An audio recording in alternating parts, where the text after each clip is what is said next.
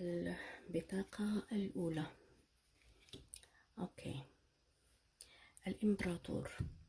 دي بطاقة برج الحمل أصلا. أهو برج الحمل، الكاميرا أهو برج الحمل. دي بطاقة أصلا برج الحمل. دي طاقتك، ودي أول كارت يا برج الحمل. أول ورقة هي الإمبراطور. والإمبراطور ده يعني إيه؟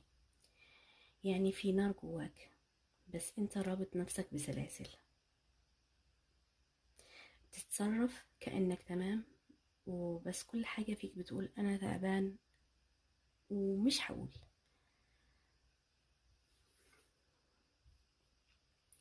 يا برج الحمل، في حب جواك، بس في كرامة أعلى، وقلبك عامل هدنة دلوقتي رغم الوجع، بس الحرب لسه ماشية.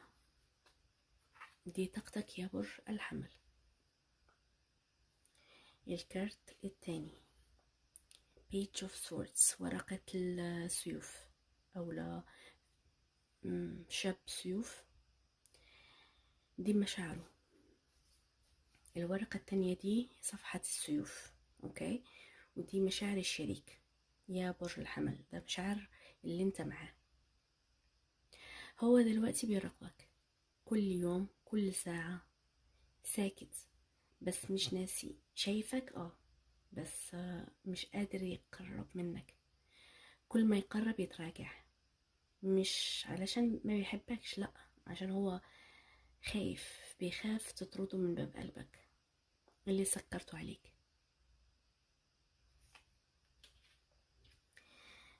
مصير علاقتكم يا برج الحمل.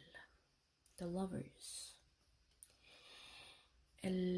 الحبيبان أو العاشقان. دي مصير العلاقة.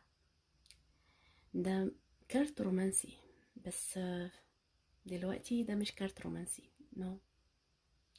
ده كارت مفترق الطرق. العلاقة دي واقفة في نص النار، يا هتولع الشغف يا هتحرقك نهائي، أو العلاقة هتحترق نهائي. هل في رجوع؟ ممكن في رجوع، بس لو رجع مش هيمشي تاني، ولو مرجعش يبقى ضيع أغلى فرصة في حياته.